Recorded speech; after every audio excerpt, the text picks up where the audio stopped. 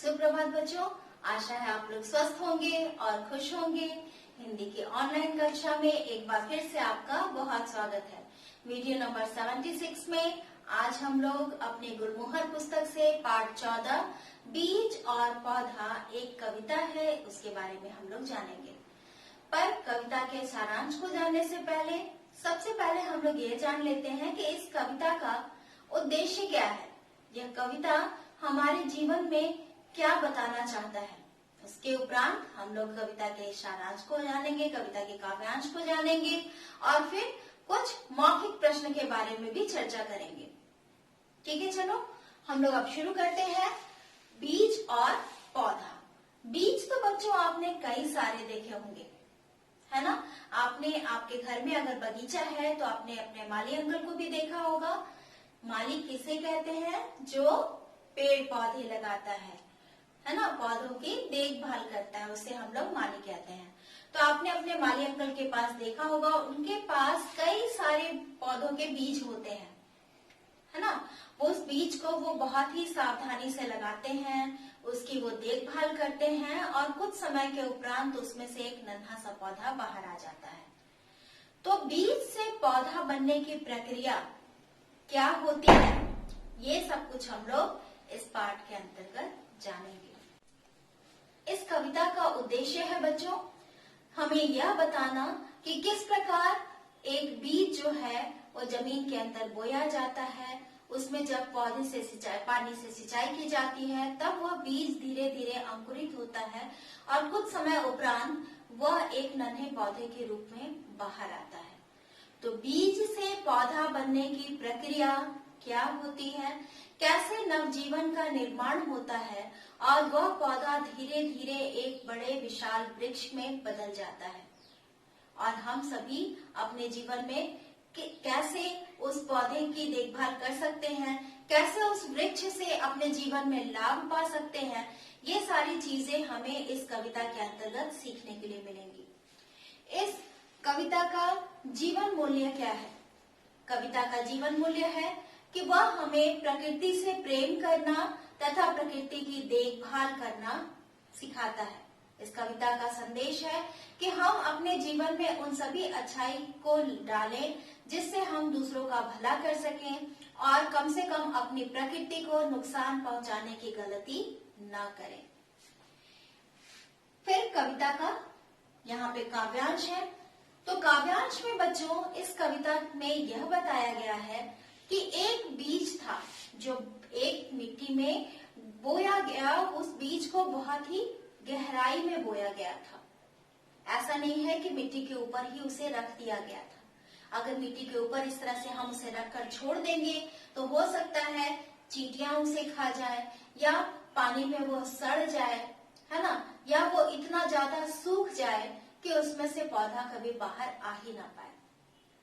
तो उस बीज को बहुत ही गहराई में बोया गया था और उस बीज के अंतर में, यानी उस बीज के हृदय में एक नन्हा पौधा सोया पड़ा था। ठीक है, कुछ समय के उपरांत उसमें से एक नन्हा पौधा बाहर आना शुरू हुआ। पहले उसे सूरज ने जगाया, सूरज ने अपने रोशनी दी उसे, फिर बारिश की बूंदों ने, मंद पवन के झोंकों ने उसे हिलाया डुलाया और उसे कहा कि अब तुम जागो। सूरज ने कहा अपनी निद्रा को दूर भगाओ, आलस्य को त्यागो और बाहर आओ। तो एक नन्हा पौधा जो जमीन के अंदर बोया गया था, जब उसे बारिश की बूंदें मिली, सूरज की किरणें मिली, सभी ने उसे बहुत ही प्यार से समझाया कि हमारे जीवन में आलस्य का कोई महत्व नहीं है। अगर हम आलसी बनेंगे तो हो सकता है हमें इसकी बहुत बड़ी कीमत चुकानी पड़े। तो पौधा अपने आलस्य को त्याग कर, अपनी निद्रा को दूर भगाकर जब वो बाहर आया तो उसने क्या देखा कि बाहर का संसार बहुत ही सुंदर है, बहुत ही अनोखा है, बहुत ही अद्भुत है। तो इस कविता में हम लोग बीज से पौधा बनने की प्रक्रिया को और नव जीवन के निर्माण के बारे में जानने का प्रयास कर रहे हैं। बच्चों अब मैं आप लोगों से कुछ मौखिक प्रश्न पूछना चाहूंगी मुझे लगता है कि इस प्रश्न का उत्तर आप सभी बच्चे बहुत ही आसानी से दे सकते हैं। पहला बताइए कि वृक्षारोपण क्या होता है। कई बार आपने ऐसा भी देखा होगा कि अखबार में आप लोगों को यह समाचार मिलता है कि वृक्षारोपण किया गया, बच्चों ने अपने जन्मदिन पर वृक्ष लगाए, मंत्री जी ने इस अवसर पर सैकड़ों वृक्ष लगाए, लोगों ने उसका साथ दिया। तो ये वृक्षारोपण होता क्या है? जब हम एक नन्हे से पौधे को वृक्ष बनने की जो वो प्रक्रिया शुरू नहीं किया हुआ रहता है, एक छोटा पौधा रहता है, तब पौधे को हम लोग जो मिट्टी में लगाते हैं, उसकी देखभाल करते हैं और समय के साथ साथ वो पौधा धीरे धीरे बड़ा होता है और एक विशाल वृक्ष के रूप में परिवर्तित हो जाता है।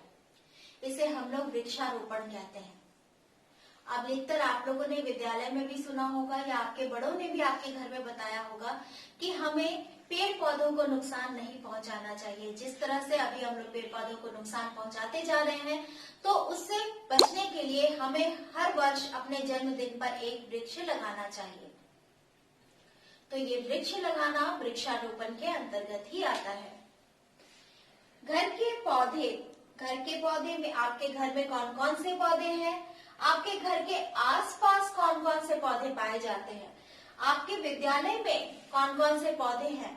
उन सभी पौधों के नामों की आप एक सूची तैयार कीजिए, एक लिस्ट तैयार कीजिए, जिससे आपको पता चले कि कौन सा पौधा या कौन सा वृक्ष आपके घर के आसपास है, आपके घर में मौजूद है या फिर आपके विद्यालय में मौजूद है। उसकी पहचान कैसे हो सकती है, उसके पत्ते कैसे होते हैं, उसकी शाखाएं कैसी होती हैं और उसमें से कौन सा फूल या फल समय के साथ साथ आता है। ये सारी चीजें आप कर सकते हो और शुरुआत आप अपने घर से ही कर सकते हो।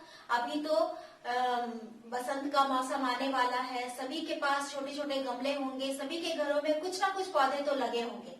आप सभी उन पौधों की एक लिस्ट तैयार कीजिए, जिससे आप लोगों को ये पता चले कि वे किस मौसम के पौधे हैं, किस मौसम में फूल देते हैं, उनका रंग क्या होता है, उनका नाम क्या होता है। आगे बढ़ते हैं बच्चों, पौधों की देखभाल कैसे करनी चाहिए।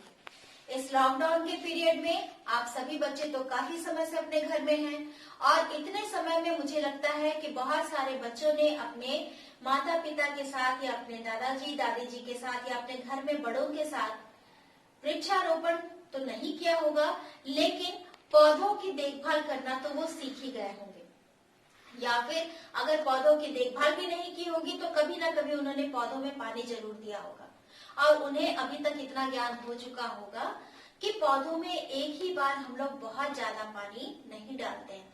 क्योंकि अगर आप जैसे छोटे बच्चे हो ना, अगर आपको पानी पीने के लिए दिया जाए तो आप एक बार में कितना पानी पी पाओगे?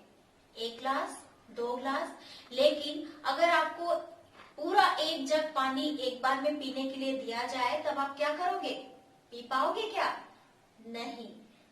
ठीक उसी प्रकार पौधा बिल्कुल आपकी तरह है, एक छोटा सा बच्चा है वो। उसकी देखभाल करने के लिए हमें भी उसे उतने ही मात्रा में भोजन और पानी देना चाहिए जितने की उसे आवश्यकता हो। अगर जरूरत से ज्यादा हम उसे भोजन दे देंगे, जरूरत से ज्यादा अगर हम उसे पानी देंगे तो वो आगे बढ़ने की बजाय वो बीमार पड़ जाएगा और धीरे धीरे वह सूख जाएगा या गल जाएगा। तो पौधों की देखभाल कैसे करनी चाहिए? अपने घर में, अपने घर के आसपास, आपके विद्यालय में कौन कौन से पौधे हैं और वृक्षारोपण क्या होता है, ये सभी बहुत ही जरूरी बातें हैं जो अभी तक आपने सीखी होंगी। और अगर आपने अभी तक नहीं सीखा है तो आप लोग इसे सीखने का प्रयास करो। ठीक है, तो अब हम लोग आगे बढ़ते हैं। अब हम लोग कविता के शब्दों के अर्थ को जानेंगे और कविता में प्रयोग किए गए कठिन शब्दों के विषय में जानेंगे। देखिए बच्चों, ये है आपके शब्द और दूसरी ओर लिखे गए हैं उन शब्दों के अर्थ। ये सारे शब्द हैं जो आपकी कविता में प्रयोग किए गए हैं। कविता का वाचन करने के पहले हम लोग इन शब्दों के अर्थ को सबसे पहले जान लेते हैं। अंतर का अर्थ होता है बेटा हृदय। ठीक है, बीच के अंतर में था एक नन्हा पौधा सोया। अंतर यानी कि हृदय, बीच के हृदय में एक नन्हा पौधा सोया हुआ था। पवन, पवन यानी कि हवा, जिसे समीर भी कहा जाता है। अलसाई, अलसाई आंखें खोलो तुम निद्रा दूर भगाओ। अलसाई का अर्थ होता है बच्चों आलस्य से भरी हुई। ठीक है, सूरज ने कहा आप अपना आलस्य को छोड़ो, अलसाई आंखें खोलो, नींद को दूर भगाओ और अपने आलस्य से भरी हुई आदतों को छोड़ो। ये सूरज ने पौधे से कहा था। अद्भुत, अद्भुत का अर्थ होता है अनोखा, बिल्कुल स्पेशल, है ना, जिसे आप लोग स्पेशल बोलते हो ना, अनोखा। मंद, मंद हवा के झोंकोने, मंद मतलब होता है धीमे चलने वाली हवा। आप लोग जब प्रातः काल सैर के लिए जाते होंगे तो देखे होंगे आपने हल्की हल्की ठंडी हवा आपको लगती है, तो ये जो धीरे धीरे हवा चलती है ना, उसे हम लोग कहते हैं मंद। निद्रा का अर्थ होता है नींद, है ना। आप लोग भी अपनी निद्रा को दूर भगाइए और फटाफट इस कविता को याद करना भी शुरू कीजिए। ठीक है। तन, तन का अर्थ होता है शरीर, जिसे देह और काया भी कहा जाता है। तो बच्चों ये शब्दों के अर्थ है। इन सभी शब्दों को आपको अपनी कोर्स कॉपी में सुंदर अक्षरों में लिखना है और उसके बगल में आपको इनके अर्थ को भी लिखना है और याद भी करना है। इस वीडियो में बच्चों बस इतना ही। नेक्स्ट वीडियो में हम लोग हाव भाव और लय के साथ कविता वाचन करेंगे और कठिन शब्दों को रेखांकित करेंगे और आप अपनी कोर्स कॉपी में कठिन शब्दों को 3-3 बार सस्वर उच्चारण करते हुए लिखेंगे। इस वीडियो का आपका गृह कार्य है शब्द और उसके अर्थ को लिखना और कविता वाचन करना। ठीक है, अब हम लोग नेक्स्ट वीडियो में मिलेंगे। तब तक आप लोग स्वस्थ रहिए और खुश रहिए।